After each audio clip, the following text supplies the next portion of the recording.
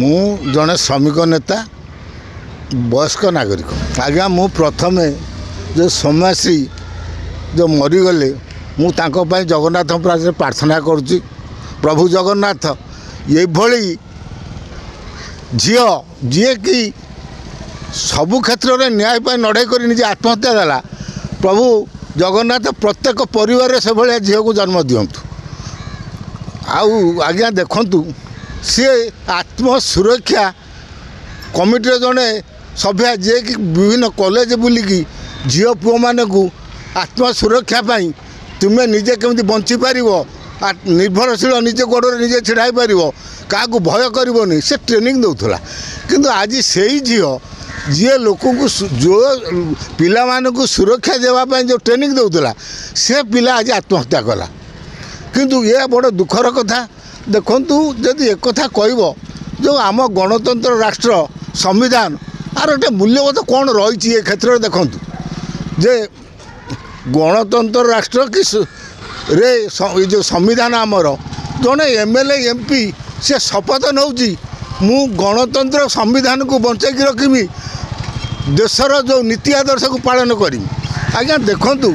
एटा 8 मास तलू ताकू निर्यातना दि जाऊँगी क्रमागत निर्यातना दि जाऊँगी टिके 2 मिनट डेरी है ऑफिस बाहर जड़े कहते जड़े शिक्षक प्रेम निवेदन करुच्ची छात्री की से प्रिंसिपाल सपोर्ट करुच्ची से श्रृंखला कमिटी भी सपोर्ट करुच्ची ताने आज्ञा राधाकृष्णन को गुरु पूजा करूँ ये से शिक्षक जेल आसीने से गुरु पूजा देशवासी करेंगे से कथा अलगा आपण देखु से झीलटी मुख्यमंत्री उच्च शिक्षा मंत्री केंद्र शिक्षा मंत्री थाना ये जो एसपी तापर आमर बालेश्वर एमपी को कहले आज्ञा से जो सबुआड़े बुली आइले जदि तांको कई साहाय्य कले नहीं शेष से जो ये डिसीजन नेले मो आज्ञा कहूँ बुझा चाहूँगी ये राज्यर मुख्यमंत्री ये राज्यर शिक्षा मंत्री ये देशर शिक्षा मंत्री ये माने आमर पुलिस एसपी थाना अफसर ये माने समस्ते कहीं ये झीलटा कथा शुणिले आज तार गणतंत्र संविधान आम देश कौन अच्छे आप कहले जो संविधान गणतंत्र शपथ नहीं ये एमएलए एमपी माने मुख्यमंत्री ये माने आज्ञा सुरक्षा दे पारे कि गोटे झील को ताने आज्ञा नैतिकता दृष्टि एमाने तुरंत इस्तफा देवा कथा तुरंत इस्तफा देवा कथा जे तुम्हें गोटे झीर दुख आज्ञा आमर आज्ञा मु भावुनी भल लोक आमर प्रताप षड़ी महोदय सी तुम्हें एमपी बालेश्वर गोटे थाना का गोड़े हाथ में बांधी पकड़े बोली नीलगिरी ताकू जा मुकुल ये झीलटा तुम लिखित देती तुम्हें से झीलटा कथा बुलनी पुणी ओल्टी कहूँ आमर भक्त दास जो आमर मोहन माझी सरकार को ये घटना जो समालोचना कले आमर प्रताप षड़ी कहते सी कौन बीजेपी वाला कौन ये जो भक्त दासर मूलिया कि मु आज्ञा से कथा पर पचार चाहूँगी आमर प्रताप ये जो महोदय को एमपी महोदय को जे आपण बालेश्वर एमपी अच्छा बोलिकी मासकू 1,60,000 टका भत्ता पाँच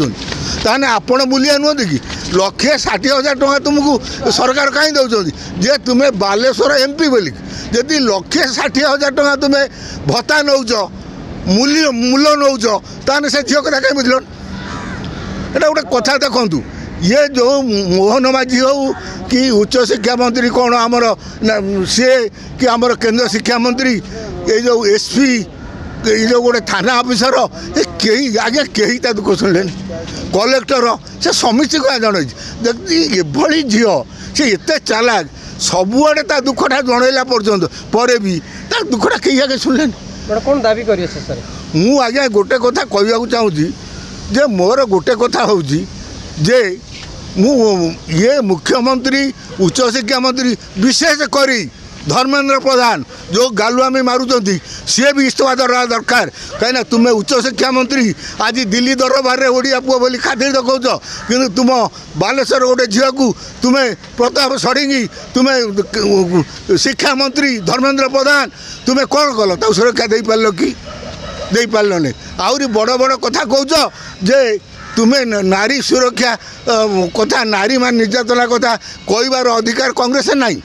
मु जा भावुची जो मोहन माझी सरकार गत विधानसभा निर्वाचन रे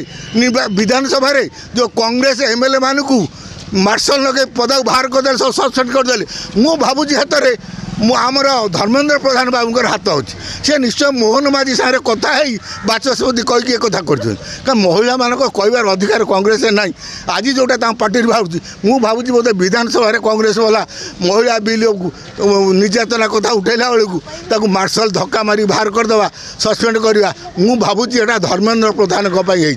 तेणु धर्मेन्द्र प्रधान साधारण नुहति सी पूरा दायी कांग्रेस दल जातीय दल से महिला को सुरक्षा पाई कोई पारिबने बोलिकी तांकर कहबार अधिकार नहीं बोलिकी से जो कथा कहते टे लज्जा मारिया दरकार मु आपण सामने आउ गोटे कथा कहना चाहूँ कांग्रेस दल को आक्षेप करा सब करा देखु अंजना दास केस अंजना मिश्र केस रे से एडवोकेट जनरल संपर्क रखी बारंगर किंतु जानकी पट्टनायक जड़े ज्ञानी बुद्धिजीवी मुख्यमंत्री सी कौन करते